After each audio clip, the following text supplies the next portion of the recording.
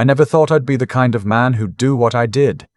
I drove home from that parking lot with my hands steady on the wheel, and I keep telling myself that means something. But the steadiness means I made the right call. But some nights I'm not so sure. Some nights I think the steadiness was the scariest part.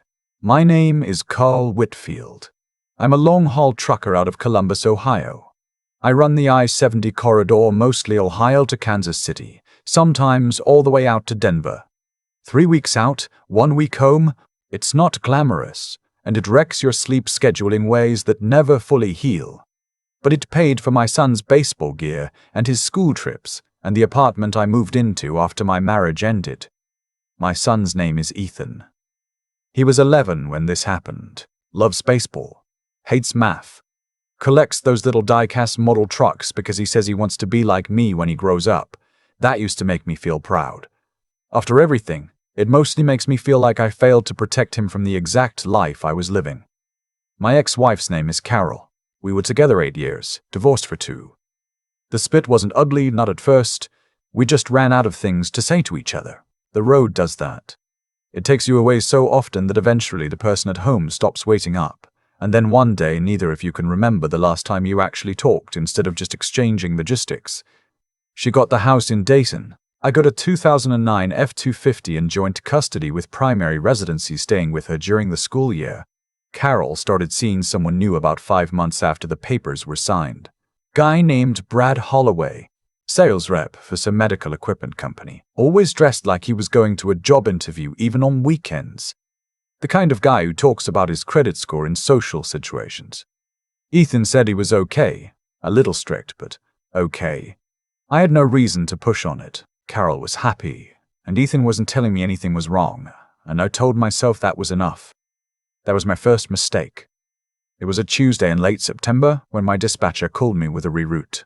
A bridge closure on I-70 had backed up freight for half the Midwest, and they needed me to deadhead back to Columbus instead of continuing on to St. Louis. No cargo, no hotel, just point the truck home and get some rest before a new run Thursday. I was supposed to be gone until Friday. I called Carol to let her know I was coming back early. No answer. I texted her. Nothing.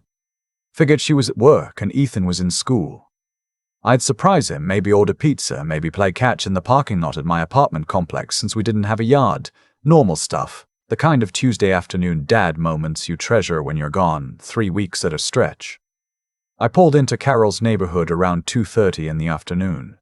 School didn't let out until 3:15, so I figured I'd wait in the driveway and see Ethan get off the bus. Carol's car was there. Brad's car was there. That surprised me. A Tuesday afternoon, both of them home. I knocked. Carol answered the door in a bathrobe, clearly not expecting me. She looked startled in a way that felt off. Not just surprised startled. Something closer to caught. She said Ethan was at his friend's house. I said which friend. She hesitated just long enough that I noticed. Then she said, Owen's house, the kid who lives on Meadowbrook. I knew Owen. I knew Owen's mother, Patrice, because she'd texted me once when Ethan left his jacket at their place. I pulled out my phone right there in the doorway and called Patrice. Ethan wasn't there. Hadn't been there all day. Carol's face did something complicated. I pushed past her. I went through the house calling his name. Living room, kitchen, upstairs. His bedroom was empty. Brad was standing at the top of the stairs in gym shorts, arms crossed, looking at me like I was a delivery driver who'd rung the wrong bell. He's not here, Brad said. You should have called ahead.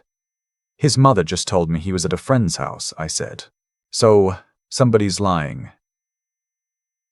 I went back downstairs, through the kitchen, out the back door into the yard. Carol's backyard isn't big, maybe 40 feet deep, a dying patch of grass, a rusted swing set Ethan hadn't used in years, and a utility shed pushed up against the back fence. Wood, not metal. About 6 feet by 8, the kind you buy at Home Depot for a couple $100 to store snowblowers and garden hoses. It had a hasp latch with a combination padlock on it. The padlock was locked. I don't know why I walked over to it. I don't know what I expected. I just felt something, some frequency of wrong vibrating in my chest, and I walked over. Ethan, I said, not even loud, just said his name at the shed door. And he answered, Dad. His voice was small and strange, The way voices get when a person has been crying alone for a long time and thought nobody was coming. "Dad, is that you?" Everything that happened next happened fast, and I don't remember choosing to do any of it. I remember grabbing a cinder block from the garden bed and smashing it against that padlock until the hasp tore out of the wood. I remember the door swinging open. I remember the smell. Sweat. Fear. The particular sweetness of a kid who'd been sweating in an enclosed space all day. Ethan was sitting on a bag of potting soil in the back corner. He was wearing his school clothes, which meant they put him in there before school. His eyes were swollen from crying. He had a half-empty plastic water bottle in his lap and an empty bag of crackers beside him. He didn't say anything. He just stood up and grabbed onto me and didn't let go. I held him. I kept one hand on the back of his head, pressing his face into my shoulder so he didn't have to look at anything. And I let him shake for a minute. Then I said, very quietly, "How long, buddy? How long have you been in here?" He said, "Since this morning, since before breakfast. It was 2:30 in the afternoon, 6.5 hours, in a shed with a plastic water bottle and a bag of crackers." "Why?" I said, though I already knew at some animal level that the why didn't matter. The only thing that mattered was getting him out of there and making sure it never happened again. "I forgot to do my chores last night," Ethan said. "Brad said I had to learn consequences." I walked him inside. Carol was sitting at the kitchen table with her arms wrapped around herself, not looking at me. Brad had come downstairs and was leaning against the counter like this was a conversation we were all going to have calmly, like reasonable adults. I sat Ethan down and got him a glass of water and a real thing to eat, grabbed the first thing I could find in the pantry, a box of granola bars. He ate 2 of them fast, barely chewing. "I'm calling the police," I said. "You're overreacting," Brad said. "It was a few hours. Kids need to understand. You locked an 11-year-old in a shed before breakfast and didn't let him out for school," I said. "That's child endangerment. That's what that is." Carol started crying. Not the ugly kind. The kind that looks like it's been held in for a long time. I called 911. I told them what I'd found. I told them the address. Ethan sat at a table eating granola bars, and I kept my hand on his shoulder while I talked, and he didn't say anything, just kept one hand pressed flat against the table like he was making sure the floor was still there. The police came in 11 minutes. 2 officers. They were professional and they were kind to Ethan, and their faces went tight when they saw the shed and the padlock and the torn hasp. One of them asked Ethan questions in a low voice while the other talked to Carol and Brad. I stood in the kitchen doorway and watched Brad explain, calm, measured, the same tone he'd used to pitch a client, that this was a disciplinary technique he'd read about, that Ethan had behavioral issues, that a few hours of isolation built character. The officer did not look like he found this compelling. They took Brad in for questioning that afternoon. Carol wasn't detained, which hit me like something physical because she knew. I could see it in the way she wouldn't look at Ethan. She knew, and she told me he was at a friend's house, and she'd gone back inside and put her bathrobe back on and let him sit in that shed. Ethan's pediatrician cleared him physically. No injuries, mild dehydration, nothing that wouldn't resolve in a day. But the pediatrician also pulled me aside while Ethan was getting a juice box from the nurse's station and said quietly, "This wasn't the first time, was it?" I said I didn't know. He said the way Ethan had responded to confinement questions, the flat effect, the way he braced himself before answering. Those were patterns a child developed over time, not in a single incident. He said he was filing a mandatory report with Montgomery County Children's Services. The first time, I kept turning that over on the drive home. Child Protective Services opened a case. A detective from the Dayton PD called me and said they were pursuing charges of child endangerment against Brad, potentially more depending on what the investigation turned up. I asked about Carol. He said her situation was more complicated. She hadn't directly committed the act, and Ohio law at the time made it difficult to charge a parent for failing to intervene without clearer evidence of a pattern. He said they were working on it. Brad was arraigned 3 days later. His attorney argued it was a first offense, no prior criminal record, employed, pillar of the community. Bond was set at $15,000. His parents wired it by 4 o'clock that afternoon. By dinner time, he was at his brother's place in Cincinnati, texting Carol, according to the screenshots CPS later forwarded me, telling her this was all a misunderstanding and they could get through it together. I sat in my apartment that night after Ethan was asleep. He was staying with me now. CPS had signed off on emergency temporary custody, and I stared at the ceiling and thought about the fact that my son had been locked in a shed and the man who did it was 45 minutes away eating his brother's leftovers. The preliminary hearing was a month out. The prosecutor told me the case was solid, but Brad's attorney was already filing motions looking for procedural angles. There was preliminary discussion of a plea arrangement. 18 months probation, mandatory parenting classes, community service, 18 months probation. I started having to dream around that time. Always the same, I pull into Carol's driveway, I walk to the shed, I say Ethan's name, and this time there's no answer. I stand there in the dream calling his name until I wake up. The first few times I'd lie there waiting for my heart rate to drop. Eventually, I stopped waiting and just got up and did push-ups until my arms gave out, because at least that was something real. I want to be honest about what happened next, because I've had a long time to think about it, and I think honesty is the only thing that gives it any meaning. I started watching Brad. I told myself I was doing it to understand him, to see if there was a pattern, to help the case. But that wasn't it. What I was actually doing was building toward something I hadn't admitted to myself yet. I watched him for 2 weeks. He was staying at his brother's place in the Oakwood neighborhood in Cincinnati, about 70 miles from Dayton. He had a gym membership at an LA Fitness on Montgomery Road. He went 3 times a week, always late evening, always alone. His brother worked nights. Brad was usually back at the house by 9:30. A buddy of mine from the CB radio days, a retired mechanic named Wallace, had an old Chevy cargo van he used for hauling equipment to swap meets. I asked to borrow it for the weekend, said I was moving a storage unit. Wallace didn't ask questions. I drove it to Cincinnati on a Thursday night and parked it on the street near the LA Fitness and waited. Brad came out at 9:15. Gym bag over his shoulder, AirPods in, not paying attention to anything. The parking lot was mostly empty. There were 2 dead light poles in the far corner, the kind that maintenance keeps meaning to fix. I got out of the van. I said his name. He saw me and his whole face changed. "You're not supposed to be anywhere near me," he said. "The protective order covers Ethan," I said. "Not you." He went for his phone. I was already moving. I'm not a small man. 30 years of loading and unloading cargo. Builds a particular kind of body, and I was close enough that he didn't get the phone out of his pocket before I had him. I used a taser. I want to be specific about that, because I want to be honest about what I did. I tasered him, and he went down, and I got him into the van and secured his wrists with zip ties and put tape over his mouth. My hands were shaking the whole time. Not fear. Something else. Some kind of chemical thing your body does. When it crosses a line it always told itself it wouldn't cross. I drove him to a self-storage facility on the east side of Dayton.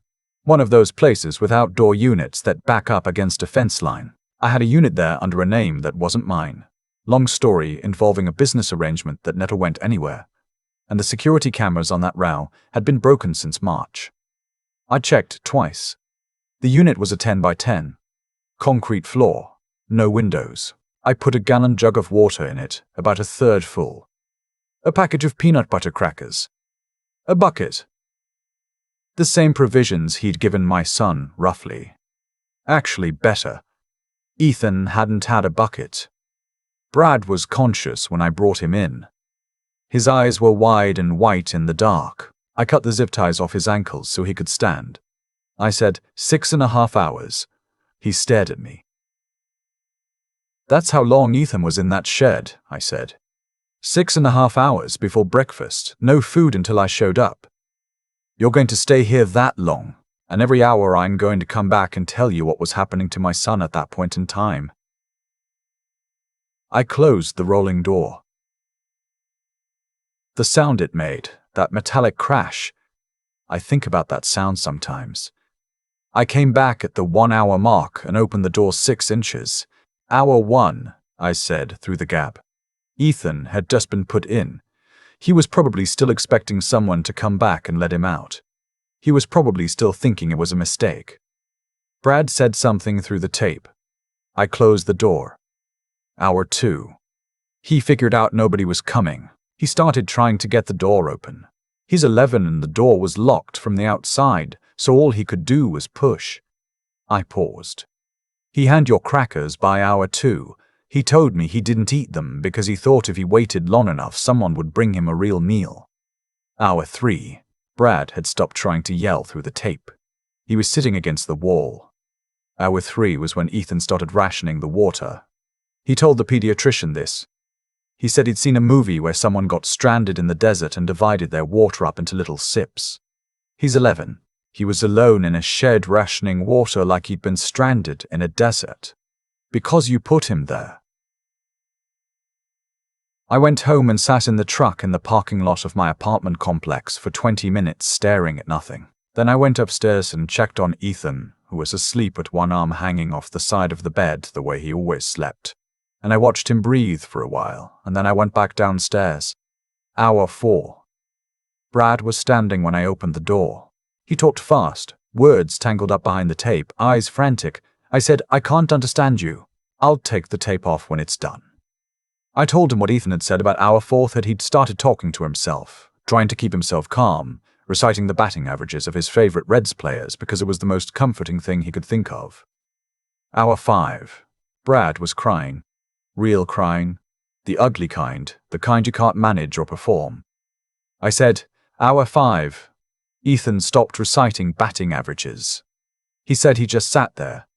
He said time started feeling different, like it wasn't moving in a straight line anymore. He didn't know what that meant when he described it to the therapist, but she did. I paused at the door. It's dissociation. His brain was trying to protect him from the situation. He was 11 years old and his brain had to do that. Hour 6. Brad was on the floor in the corner. The water jug was half gone. He'd eaten some of the crackers. When I opened the door, he looked up at me with an expression I didn't have a name for. Last 30 minutes, I said. Ethan told me he started thinking about whether I knew where he was, whether I was coming. He said he thought maybe I was still in Kansas and didn't know and that nobody was going to come until Friday. I stopped. He was right. I wasn't supposed to be home until Friday. If that bridge on I-70 hadn't been closed for maintenance, I wouldn't have been rerouted. He might have been in there another 3 days. I let that sit. So you want to talk about consequences? My son learned that the adults in his life could decide on a Tuesday that he didn't exist. That's the consequence you gave him. I pulled the tape off his mouth. Brad started talking the moment it came off. He was apologizing, bargaining, promising things, saying he'd plead guilty to whatever they charged him with, saying he'd go to treatment, saying he'd leave Ohio, saying whatever he thought I wanted to hear. I said, I don't need you to promise me anything. I need you to keep talking. I held up my phone. Voice memo running. I'd started it at hour 4. He talked for 20 minutes. He talked about the storage unit and the shed and the other times, yes, other times, twice before, shorter, when Ethan had talked back or forgotten something. He talked about how his own father used to lock him in the garage when he misbehaved, and how he turned out fine. Hadn't he? Didn't that prove the method worked? He talked about how Ethan was a difficult kid, too sensitive, needed toughening. He said this with tears running down his face in a storage unit where I had kept him for 6.5 hours. And somewhere in the middle of it he seemed to hear himself. And he stopped talking for a moment and put his hands over his face. I'd heard enough. I called 911 from a prepaid phone and told them there was a man at the storage facility who needed medical attention. I described the unit. Then I drove Brad's car to the LA Fitness parking lot, wiped it down, and left it where it had been parked. I dropped Wallace's van back in his driveway before sunrise with a full tank of gas. The recording. His lawyer argued it was obtained under duress and should be inadmissible. The prosecutor argued that Brad had spoken voluntarily. No one had ordered him to confess. No one had threatened him with consequences for staying quiet. And the recording had been made in circumstances that didn't fall neatly into any established suppression framework. It was messy. There were hearings about the hearings, but the recording existed and the contents of it. The admission of prior incidents, the description of his own methodology, the specific language he used about my son, made the plea deal conversation disappear. Brad's attorney stopped talking about probation. He took a plea on 2 counts of child endangerment. The judge, given the premeditation and the pattern of prior incidents, sentenced him to 4 years at the Chillicothe Correctional Institution. No early release provision on the first 18 months.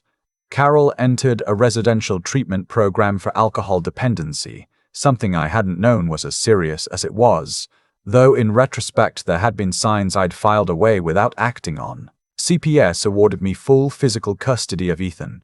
Carol gets scheduled video calls twice a week and supervised visits on alternating Saturdays, contingent on maintaining sobriety and completing a parenting evaluation. She's been consistent. More consistent than I expected her to be, honestly. I think what happened to Ethan scared her into something she'd been avoiding for a long time. Ethan's been seeing a therapist named Dr. Alicia Chambers since October, child trauma specialist out of Kettering. Twice a week, 45 minutes.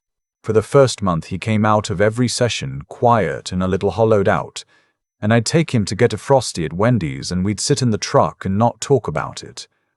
Gradually, the session started producing different results. He'd come out and tell me something Dr. Mooding, Chambers, had said that he thought was interesting, and I'd listen, and we'd talk about it a little.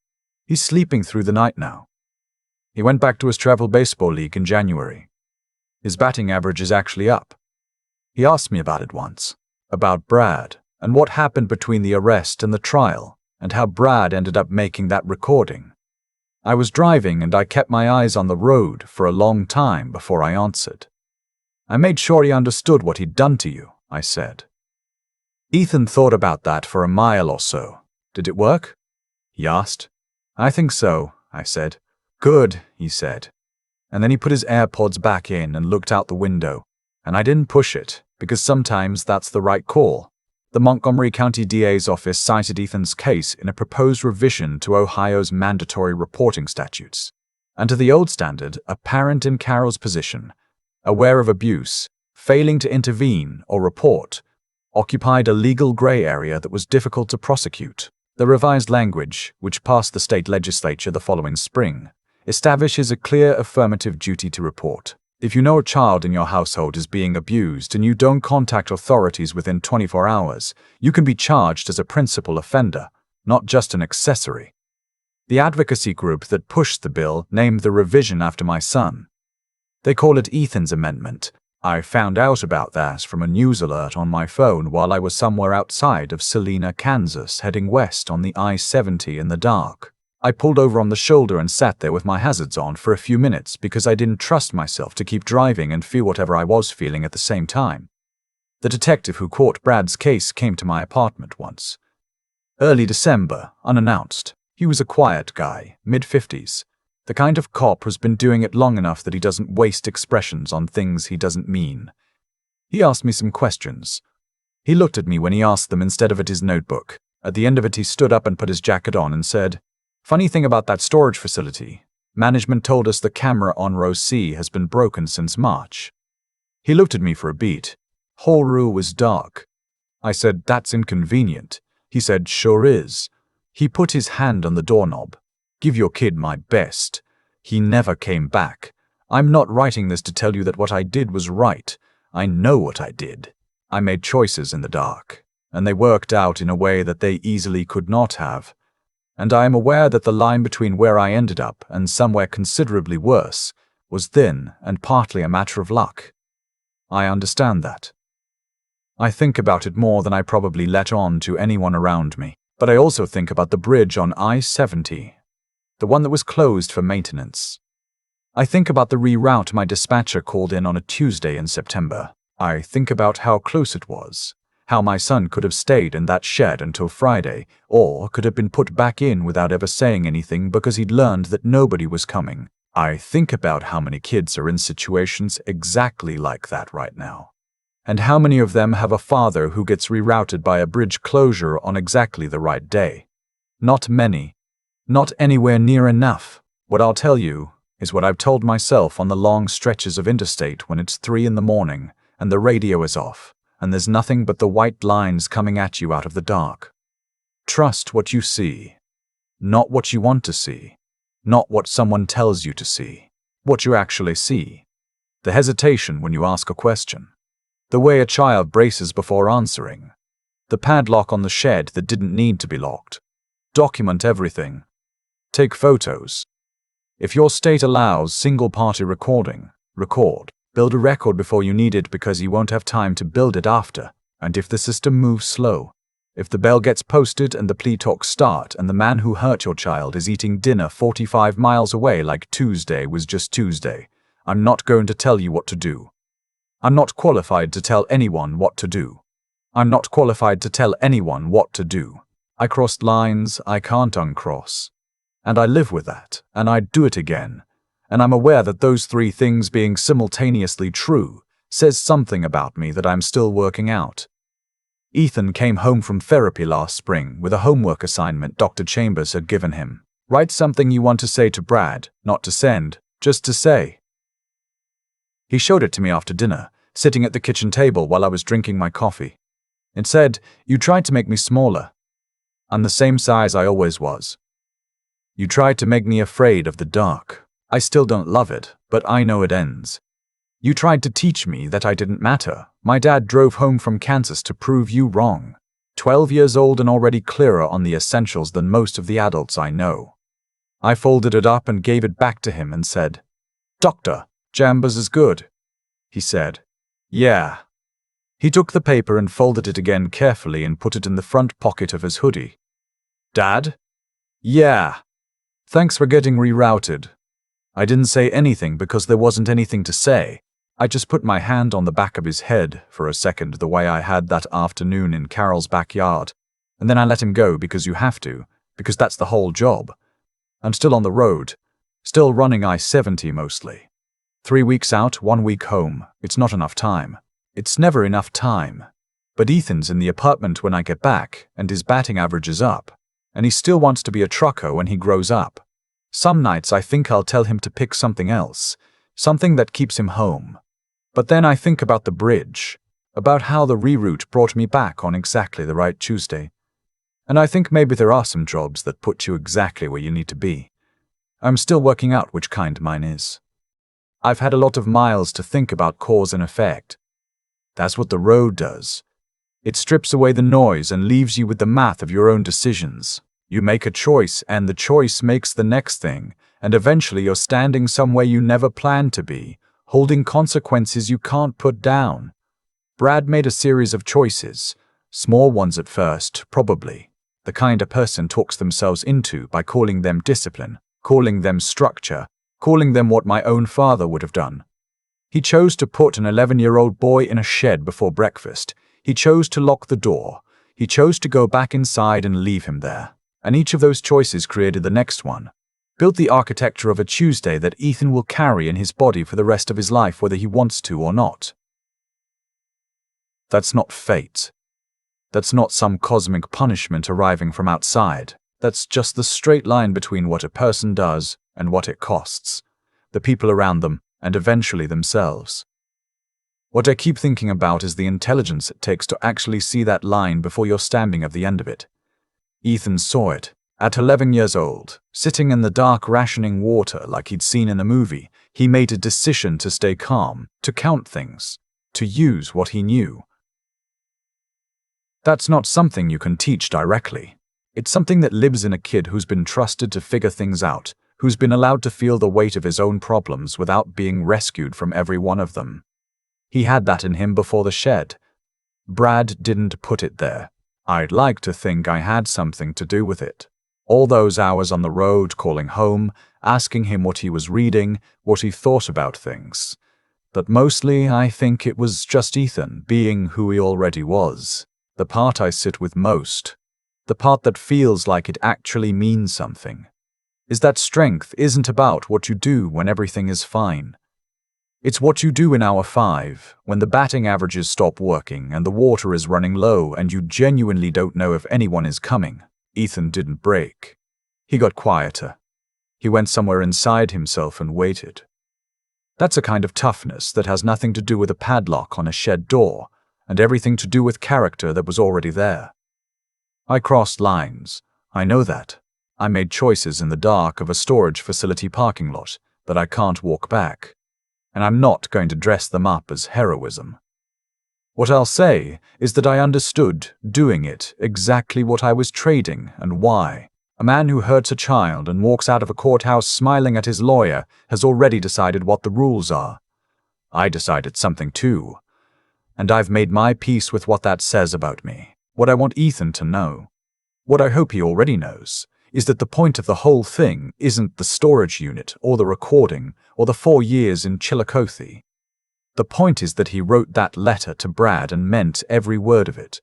The point is that he went back to baseball. The point is that he still wants to be a trucker when he grows up, still thinks the road is something worth seeing. That's not innocence. That's something harder than innocence. That's a kid who looked directly at what people can do to each other and decided the world was still worth showing up for. I'm still working on getting there myself. But I've got a good teacher.